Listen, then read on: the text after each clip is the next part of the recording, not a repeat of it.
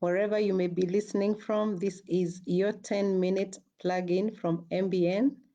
And I'm your host for today, Ambassador Joyce Murigi. Good morning, good afternoon, good evening, wherever you may be listening from. This is your 10-minute plug-in from MBN. And I'm your host for today, Ambassador Joyce Murigi from Nairobi, Kenya. Good morning. Good morning. I can see someone in the house. Good afternoon. Good evening. Let me know where you're watching us from. Let me know where you're tuning from or listening from. I am glad that you'd find time to join us in the house of the Lord. This is your 10-minute plug-in from MBN. And as I said, I am your host, Ambassador Joyce Murigi. Oh, how are you, Dr. Pepe Ramnath? It's always so exciting to see you in the house. Thank you for joining us. Thank you for finding time to come into the house of the Lord so that we can be blessed together. I know you are our covering. We are so honored to have you as in our team. Thank you so much. How is Miramar in Florida? Say hi to our family there. Thank you, Ambassador Veronique, for joining. You are my support. You are the support of MBN, and more importantly, you are our visionary, and we are so glad to have you. I know you're watching us from Savannah, Georgia, and we are so blessed to have you in the house, Lady V. Thank you for finding time to join us. Let me see. Yes, Lady V watching from the US, Savannah, Georgia. Let me see who else is in the house. Yes, I can see Dr. Pepe Ramnath. He is a man of God. He is a force to reckon with, and we love him so much. He is our mentor. He is our covering. Thank you so much, Queen Victoria, all the way from Spain. Hola, how are you? We thank you for joining us. Thank you that you'd find time to come and into the house of the Lord and be with us so that we can be sober, we can be blessed of the Lord. Today, I had asked my daughter to hold brief for me, and somehow something happened. So she found herself recording live on my Facebook, my personal one, my private one. So I think she got very frustrated, and she promises to do something next week. Without further ado, let me get to the message of today. When I read the Bible, and especially some books like Psalm, Songs of Solomon, but the book as a whole, I feel like this is one book where, or which is so beautifully written. It is so poetic. It is a book that will keep you hooked to everything or every passage that you're reading. And it is one book that you get different interpretations every other time, depending on your season, depending on what the Lord has, wants to tell you or wants to reveal to you. So it is a book that I know has the best news, the best refreshing news, and like I said, so poetic. So poetic, and every message is refreshing, and every message feels different each and every time of the season, or depending on the seasons that we find ourselves in. And now tonight, I would like us to go to the book of Psalm 23. It is a psalm that we like to read. It is a psalm that we like to even quote. I love it so much, to a point that I actually hold it very dearly to my heart. And every time that I read the Psalm 23 or listen to it, it just sounds so different. But today I want us to delve into the whole Psalm 23, and I hope the 10 minutes will allow us. And if we go beyond 10 minutes, I know the Lord just wanted us to to be in that space. And he has planned that we read this psalm tonight and we get a different revelation or a different meaning. So let me start. When I also read this Psalm 23, I realized that the one who wrote, and this is of course King David, wrote from a position of satisfaction, a position of abundance, a position of fulfillment, and a position of having the knowledge of God, a position of confidence, and a position of knowledge of oneself. He knew who he was, and a position of a sense of belonging. It is one, psalm that is written with so much intimacy.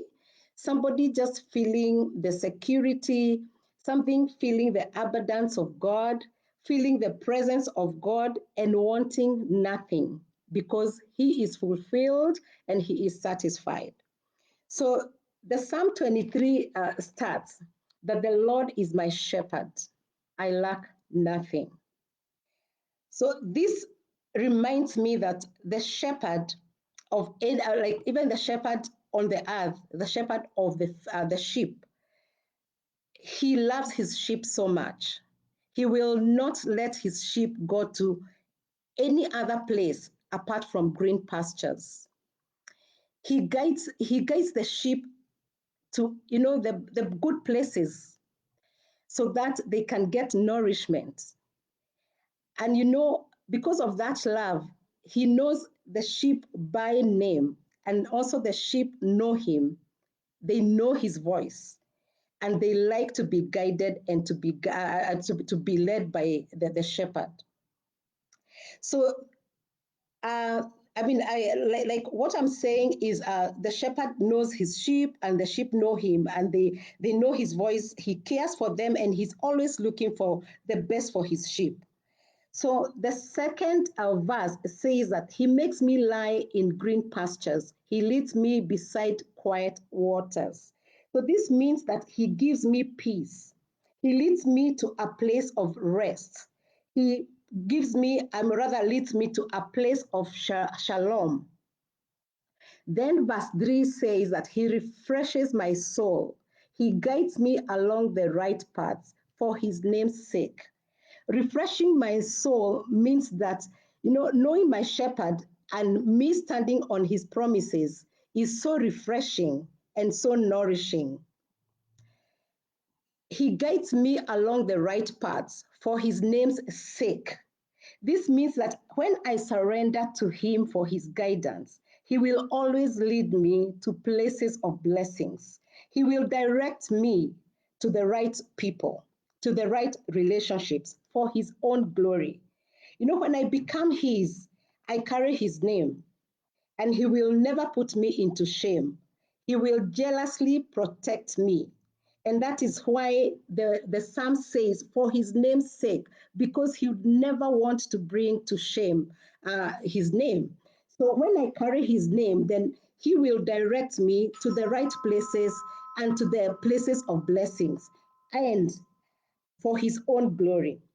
Then the psalm says, even though I walk through the darkest valley, I will fear no evil, for you are with me.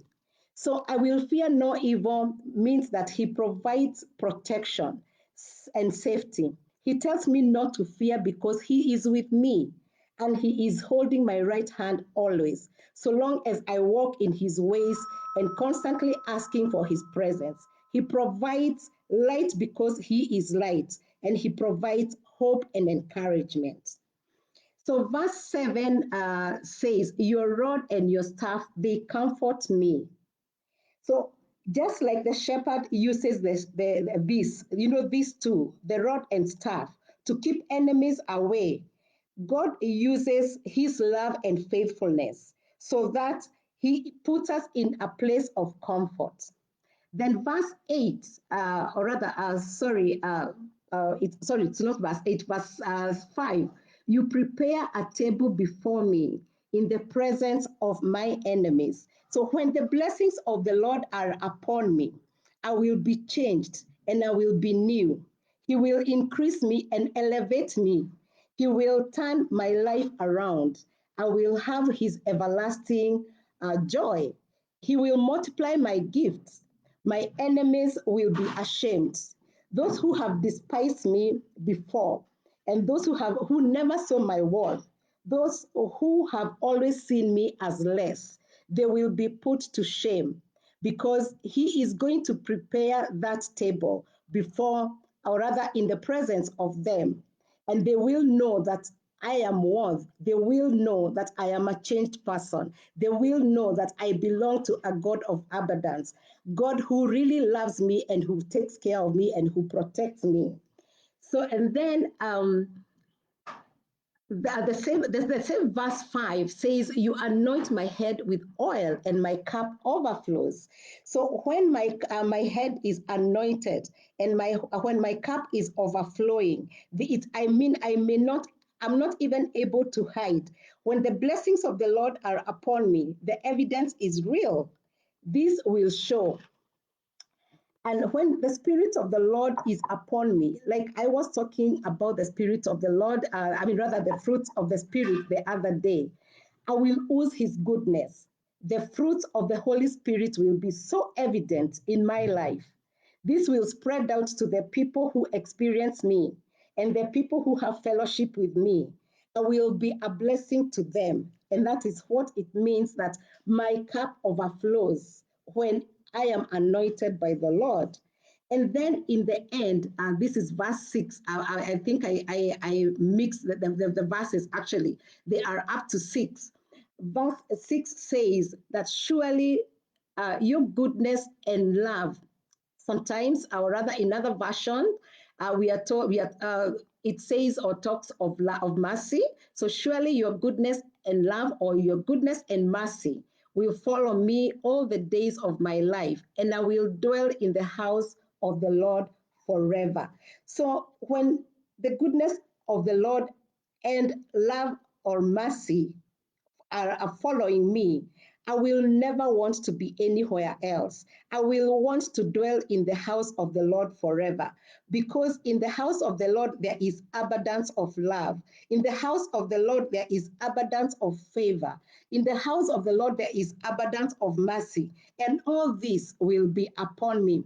And when I have all this on me, then I am going to live a meaningful life. If I have the love and favor of God, inevitably I am going to have the love and favor of men. When His goodness is upon me, I will be fulfilled and I will not want to be anywhere else.